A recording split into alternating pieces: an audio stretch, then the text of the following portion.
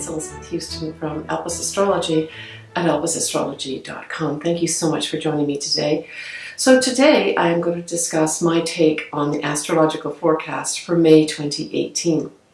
I'm sure some of us are still smarting from the Scorpio full moon at the end of April, where I am sure a number of people had things revealed or secrets that came out.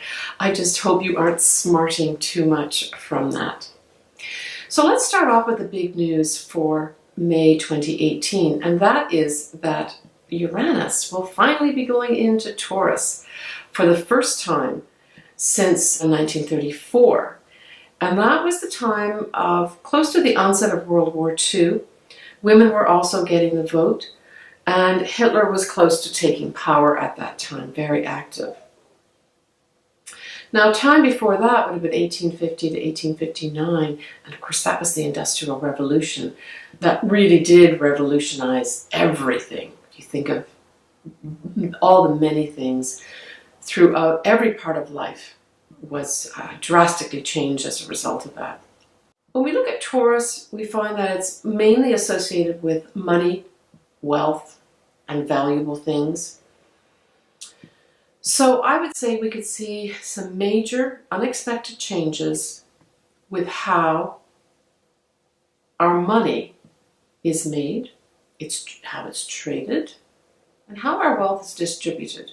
So there's going to be a revolution. That's what this Uranus is going to be all about in Taurus. A revolution in all these areas. Now there's also the weather to consider. So weather-wise, we could see some major unexpected things with regards to storms, lightning strikes, that type of thing. With the Taurus being an earth sign, there could also be a lot of shaking of the earth as well. Now, we will have Uranus between November 2018 and March 2019 retrograde back into Aries. So this year of 2018, from May 2018 onwards, we're not going to have Taurus in there for the whole year. That won't be really until April of 2019 when Taurus will truly be up to speed. So this is going to be just like a little preview, probably is the best way to look at it, with the few months, mainly like the summer months we will have, and fall, we will have Taurus teaching us a few things and giving us some enlightened insight of what's to come in the future, certainly from mid-2019 onwards. Now, there are some birthdays that will be, I see as being affected directly this year, and then of course as it retrogrades back again and forward next year, it'll also affect these birthdays next year, and then just continue on from there. So really it's, I keep it fairly tight orb when I look at influences of transits. So I look at the birthdays of the 21st and the 23rd of April. Those birthdays, those Taurus birthdays, are going to be affected this year. And so expect, especially if it's your sun or your ascendant, expect some major unexpected changes. And don't look at this fearfully. This could be actually a very, very positive time where, your whole life and path changes for the better.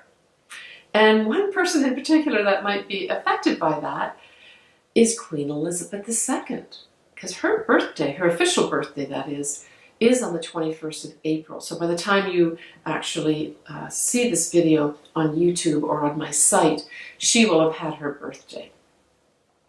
So I think she's going to be doing some probably some major changes in herself, major changes in, the monarchy. But I think she's going to also have changes almost not forced upon her, but thrust upon her.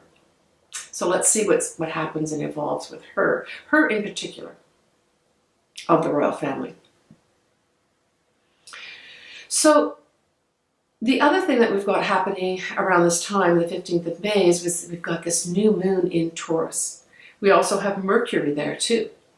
Now, this new moon is going to be at 24 degrees Taurus. So with, Uranus just going in at 0 degrees, it's not going to be forming a conjunction with this new moon, but I don't think that really matters.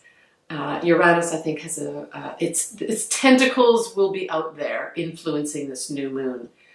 And I think because we've got Mercury there too, there may be some new announcements that we can read about with regards to what I just spoke about regarding what Taurus represents, and that's money, wealth, and valuables. So there may be some more. I mean, I know we've got Bitcoin and other, cryptocurrencies out there that are existing. There may be some new ones as well, and new, maybe more formalized rules and changes with regards to how these cryptocurrencies are going to operate, but just maybe new cryptocurrencies, or maybe something completely new with regards to the banking systems and what we're going to do. So expect some announcements. Certainly pay attention to, even if it seems innocuous and not that necessarily that important, if it revolves around our banking systems, it revolves around wealth distribution and trading and that sort of thing, listen closely is my suggestion around the 15th of May at this time.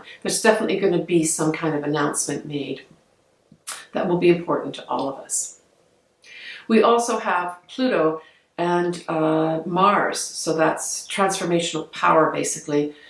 That'll be actually forming a trine, so that Pluto and Mars are actually in Capricorn, which is an earth sign, and of course Taurus is an earth sign. So I would say this is going to be a really positive, the change that's going to happen in these systems are actually going to be seen as very positive for us individually, and that's going to be important. So the changes in the structures that are going to be announced in our banking system, distribution of wealth, trading, commodities, and that are going to be probably very beneficial for the common person, not just the few.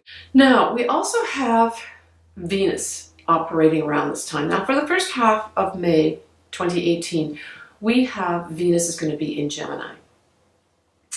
Now, it's going to be easier for those to write about love than express it to their loved one face to face. So I guess the positive side of this would be writing poetry or writing love letters might be kind of fun. That might be a kind of a fun way to show your love. That's very old-fashioned, but how awesome is that?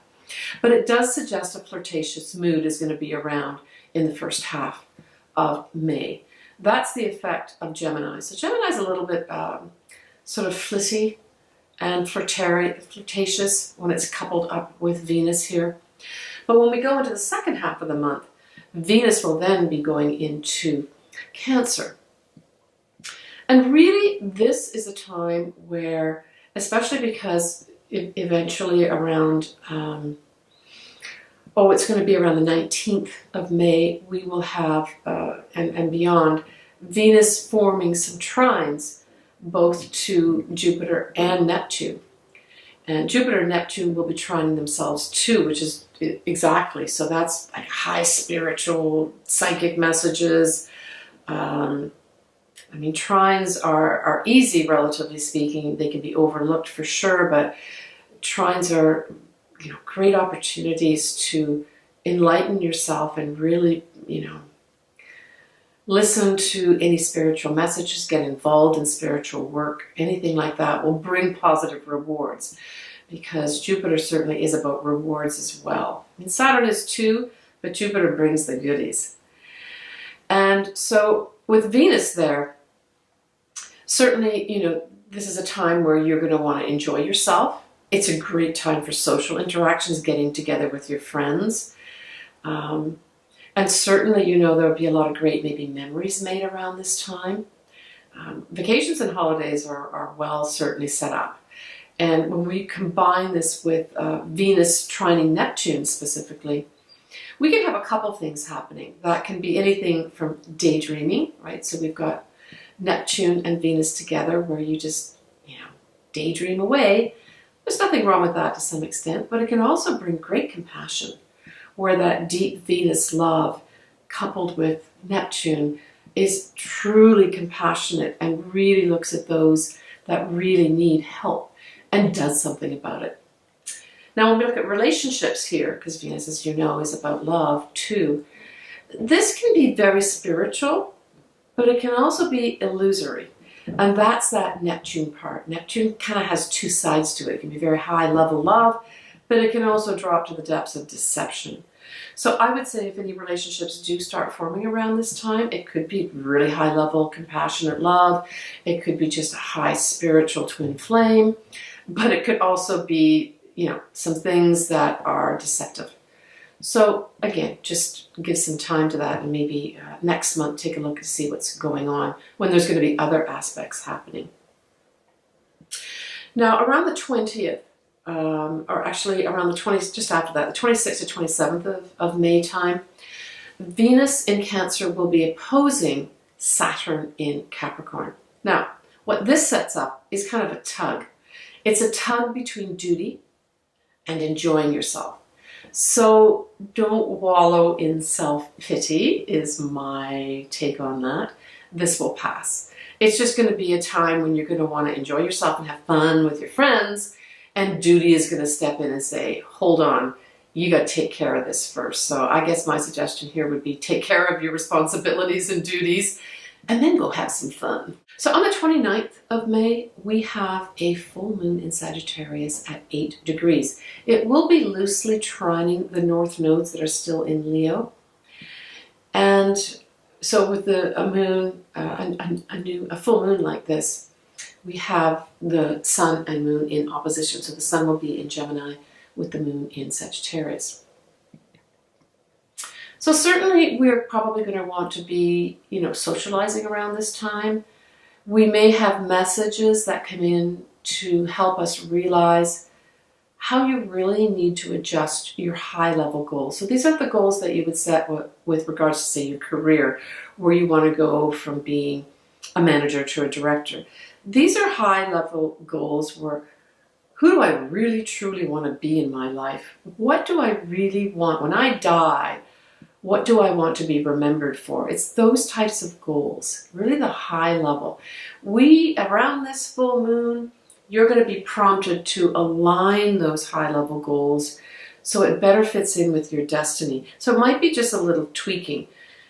Full moons basically bring things to fruition, or at least things to light that we may not have clued into before. And certainly some spiritual things could be around this time.